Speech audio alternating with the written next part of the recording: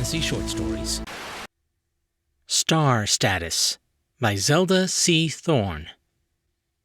It all started when the illustrious Cassiopeia Cafe ran out of ketamine. My girlfriend, Tabitha, and I were enjoying a day off together. We'd been shopping in the city, mostly at Kenzo, Gucci, and 3D Warehouse, ordering an obscene amount of clothing to be delivered to our respective homes, before deciding to take a break at the cafe's beautiful terrace. It was mid-afternoon and sunny, a good time of day to be seen in Cassiopeia. Tabitha, being an online fashionista personality, knew such things in the same way I knew the marketing strategy behind every advert, slogan, and byline that flitted across our phone screens. "What will you have?" she asked, placing one perfectly manicured hand on her hip. She turned her body, every move a deliberate pose. "Not sure," I said. My gaze wandered over the gleaming white cups, glassware, and the coffee machine itself. In the transparent grinder, dark chocolate beans hopped rhythmically, almost in time to the electropunk background music. My mother always talked about how loud the grinders used to be, but she must have been exaggerating. Tabitha waved her phone in front of the display counter and inspected the results as we moved forwards in the queue. I did the same, verifying my nutrition for my narcotic allowance and dietary recommendations. "I think I'll have a warp speed espresso and an opiate muffin," she said. I nodded, unsurprised by her ridiculous choice. Call me old-fashioned, but I prefer to either be stimulated or calmed, not some bizarre mixture of the two. And right then, I needed the latter. Why? Because everything was getting to me.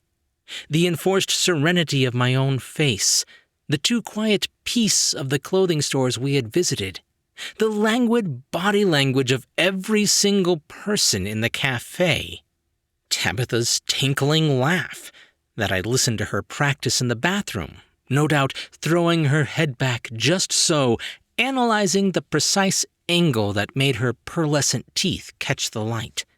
Even the luscious, wide-fronded green plants bothered me. Fake, obviously, just like everything else. "OMG," Tabitha whispered. "It's Jasmine Solutia." "Who?" I glanced in the direction she was indicating and, "Don't look!" "Why? Who is she?" "Jasmine Solutia?" Her gold-flecked eyes burrowed into mine. "She's a really well-known reporter, Joshua. Started out in Who's Dat? Got headhunted by real people? First person to interview Axley Holt?" I feigned realization. "Oh, her." Studying said woman in the mirrored glass to the left of the counter, I realized that I did recognize her. Angular features, shaggy blonde hair, light blue eyes. She oozed intelligence in a way that made me nervous and excited just to be near her. Everyone had seen the interview with Axley Holt, Hollywood's hottest omni-gendered pansexual star. I liked them. Their portrayal of Tamaya Gomez in a dramatization of their life was sublime. And Jasmine Solutia had done a great job probing Axley about their childhood, political opinions, and sex life without offending them. I was particularly intrigued that Axley shared my disillusionment over materialism and the societal indifference to drug use that decades of legislation had spawned. She was an excellent reporter. "Do you think I'll ever get interviewed by her?" Tabitha asked wistfully. Uh-oh. Danger. This question, or more specifically my response, held potential to ruin the entire day. My muscles flexed beneath my 3D print Armani casual city wear, the neck feeling tighter than it had that morning. Sweat would soon break out along the rivets of my spine, staining the inside lining of my jacket, the odor inexorably finding passage out into the open. "If not," I said, "it'll be her loss." Tabitha smiled demurely, and my insides relaxed. Her relentless perfection was grating on the inside of my skull, though I did my best to ignore it. After all, I needed her. I'd never have managed to achieve 5-star customer status without her help, opening doors to all the best bars and restaurants in the city, private clubs that only employed and served 5-star citizens. Without her, by association, I wouldn't even have met my current employer. A vein throbbed in my forehead just above the right eye socket. "Good afternoon." A spotted youth behind the counter was smiling at us. His name badge said Thorne, and he looked about 5. "What would you like?" Tabitha made her order and stepped aside, smiling, checking her reflection in the cake display glass. Or was she angling to see if the reporter was looking in her direction? Did I care? I made my order. A decaf Keta cappuccino with potato milk, please." "Uh-oh," Thorne said, his eyes glazed over for a second. "I'm sorry, but I think we're out of ketamine." "You think?" I couldn't keep the irritation from my voice. Tabitha's hand slipped into mine, squeezed. "Sorry," I said quickly. "But could you check, please?" "Of course. I'll check." He darted off, and Tabitha leant in close. "Are you all right?" "Yeah, I'll be fine."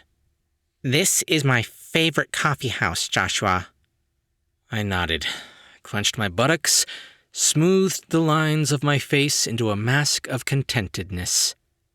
While Thorne disappeared to verify what he should have already known, I pondered the last time I'd had a straight coffee. I couldn't remember. Had I ever? The youth was back. "Hey, I'm sorry, but I couldn't find it. Pretty sure we've run out. I can still do you a decaf potato milk cappuccino, and you could have, cannabis sprinkles instead. They're very popular." I couldn't believe it. Sprinkles? "Look, Thorne." Even I heard the appalling tone of my voice, but it was already too late. "Pretty sure isn't good enough.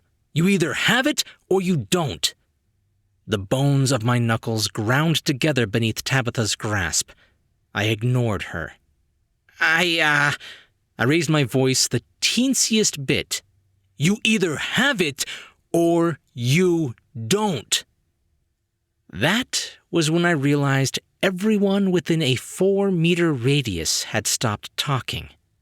The jaunty music booped along and the saucers clanked, but the hubbub of voices had subsided.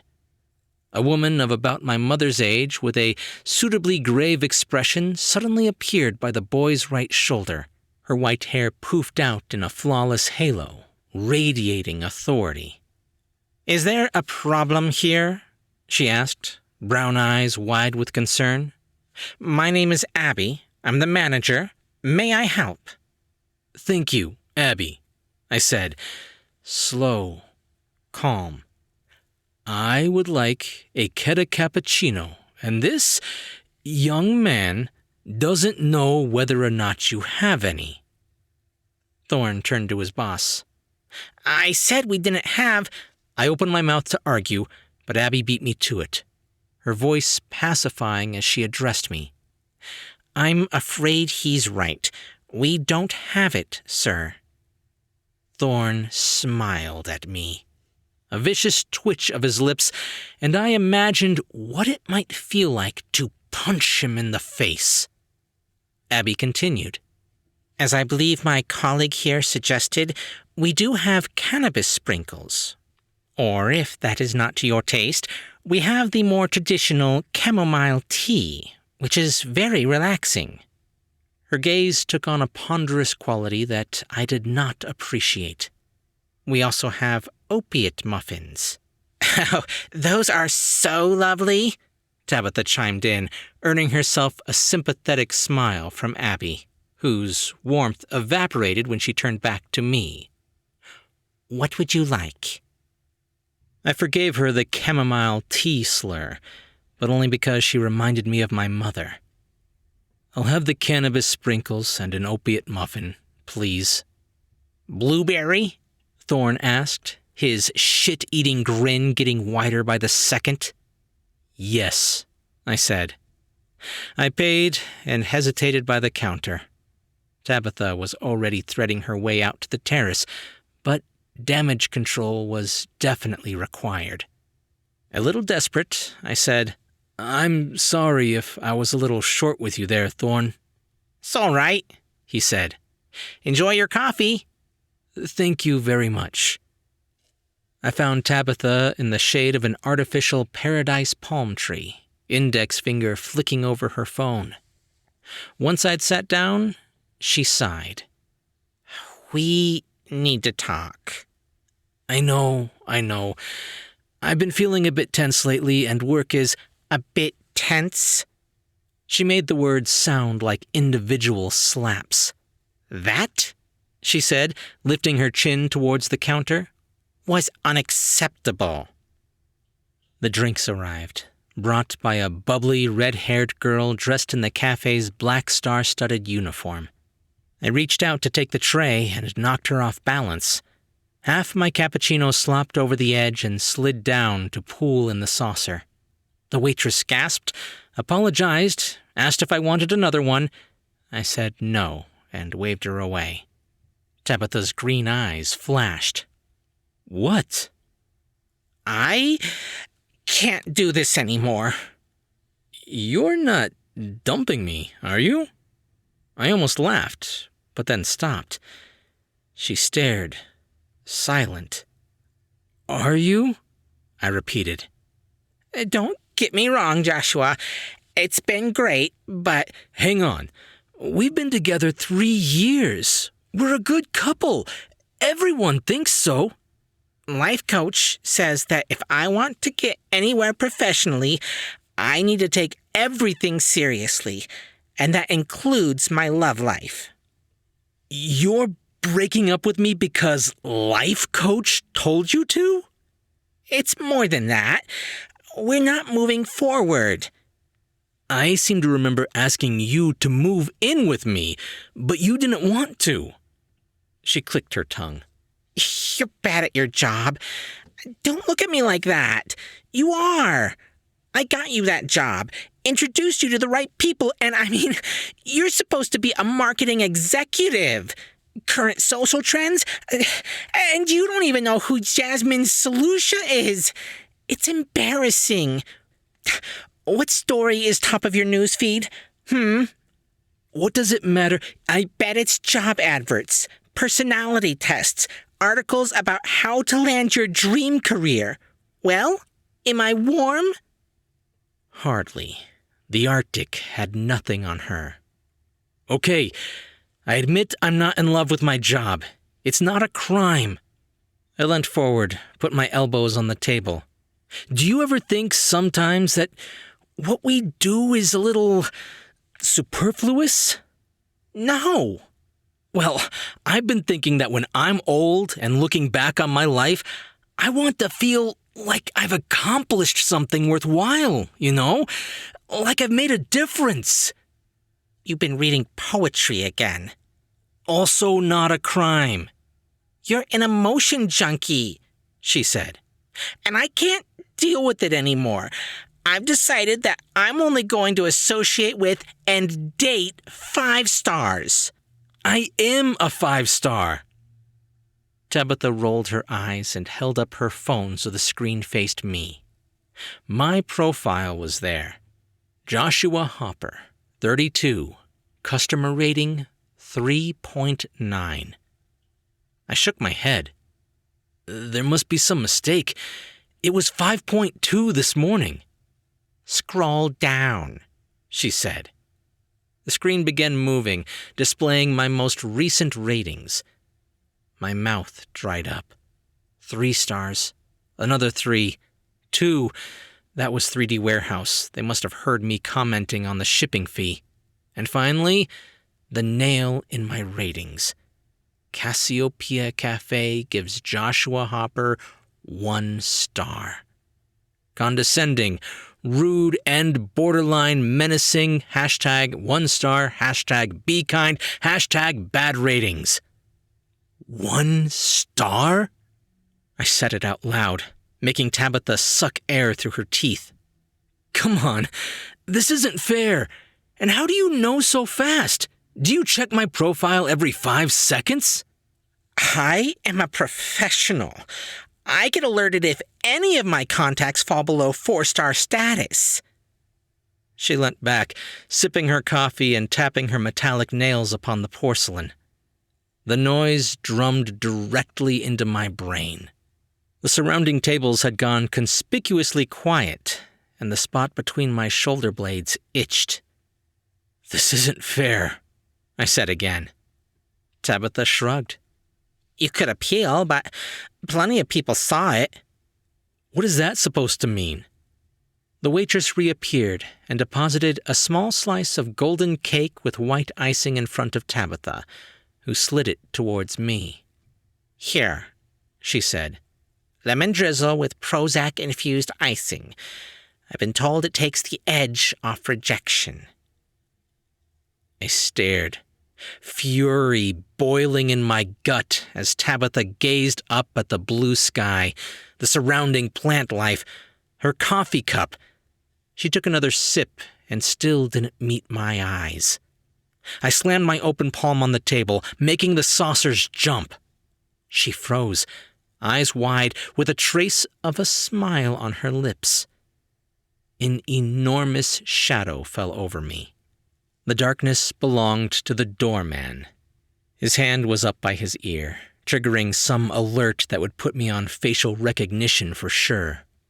Sir, how are we doing today? I'm good, thank you. Excellent. I'm afraid that I'm going to have to ask you to leave. This way, please. I admired his demeanor, which was affable and sincerely apologetic. He was accustomed to getting rid of people politely without making a scene that would disrupt the beautiful ambience of Cassiopeia Cafe. Of course, I said, standing up. I downed the coffee, gasping as it burnt my esophagus, grabbed my opiate muffin, left the offensive lemon cake, and departed with an unexpected lightness in my step, for the seed of an idea was already fulminating in my mind. Over the following 12 months, the idea grew, sprouting hashtags and followers and media coverage at an exponential rate. It was near impossible for me to keep track of everything, not that I tried very hard. Hashtag 1 star. Hashtag who cares not me. Article from the 4th page of Where Monthly.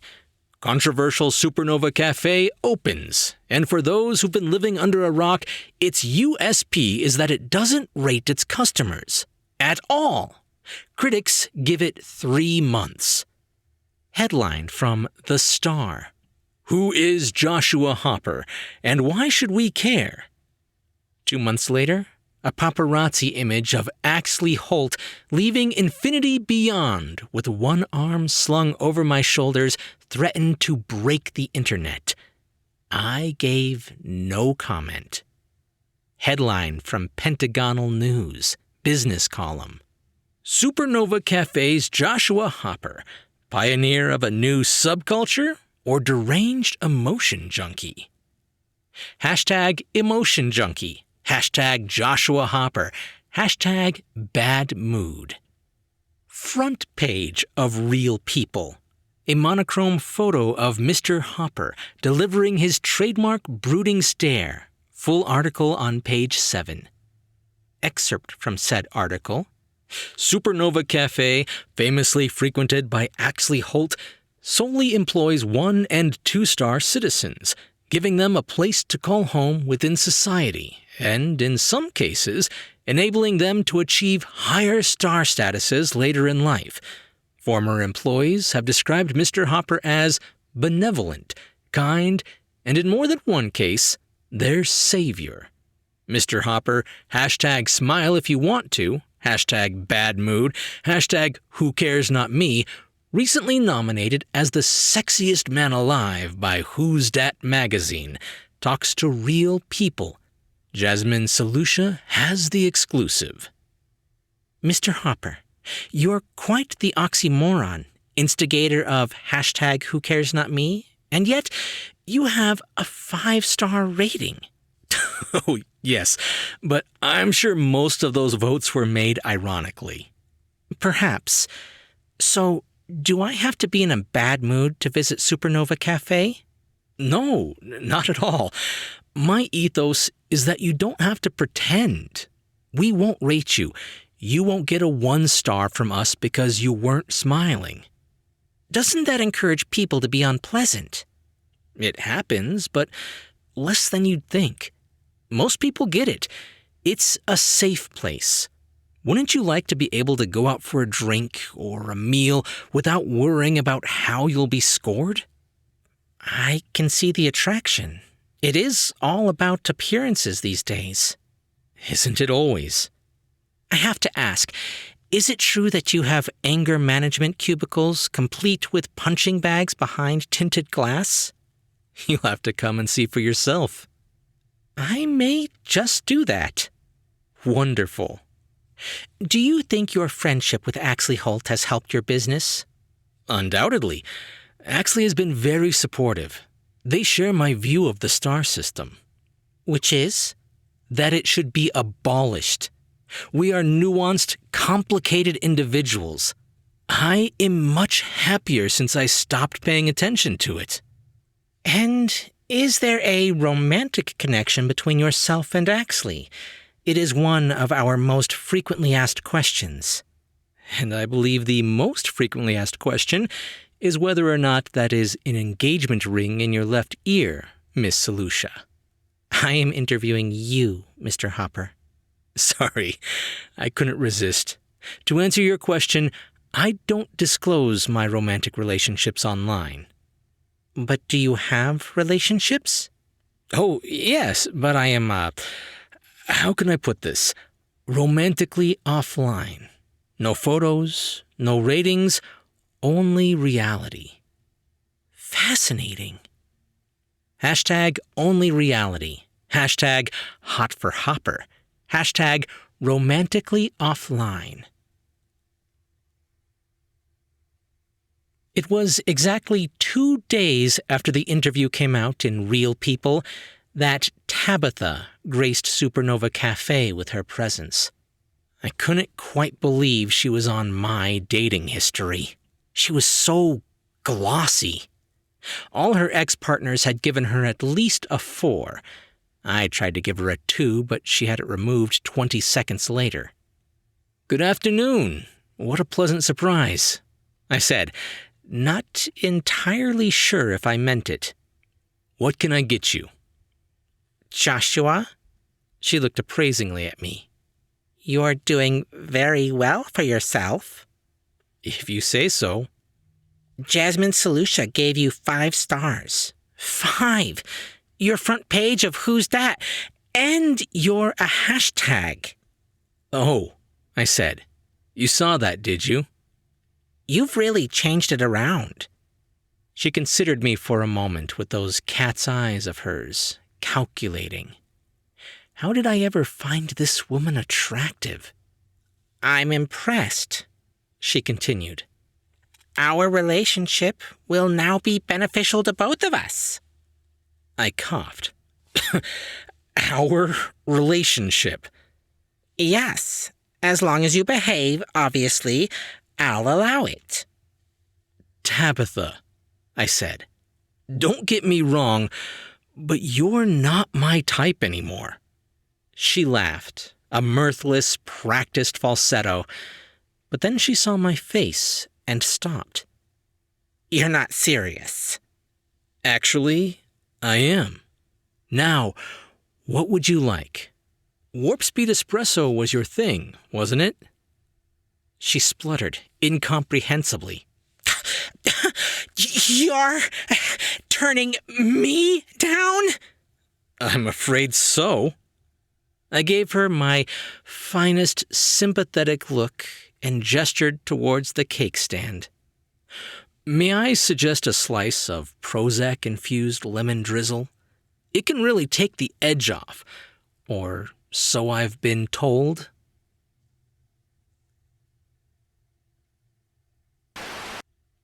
Zelda C. Thorne is a British writer of science fiction and fantasy. Find out more at zeldacthorne.com. Hey guys! Occasionally I get one of these stories, social commentary, kind of Black Mirror in nature, taking a look at what might be if some of our worst trends keep going forwards. And I gotta say, I find these extremely disturbing. Far more so than any horror or creepypasta or anything like that I've ever read. The fact that it's not that far from where we're at right now just chills me to my core that things could go in a direction like that. Especially when you see a place like China is already using a rating system, something similar to what was in this story. But as depressing as a lot of these stories that come to me are, all of them seem to have this little glimmer of hope, the one person or group of people that are trying to change things for the better. And I do believe that as a people, we have the ability to prevent a lot of this stuff from coming to pass. I'm a hardcore optimist at heart, and as much as I see out there that I hate, I see a lot of people doing good. So that's what I try to take from these stories, and I hope you do as well. If you did like this story, be sure to leave a thumbs up and a comment if you're on YouTube. Or if you're listening to the podcast, just be sure to subscribe for more brand new short stories. I'm Chris Herron, and that's it for today's Tall Tale TV.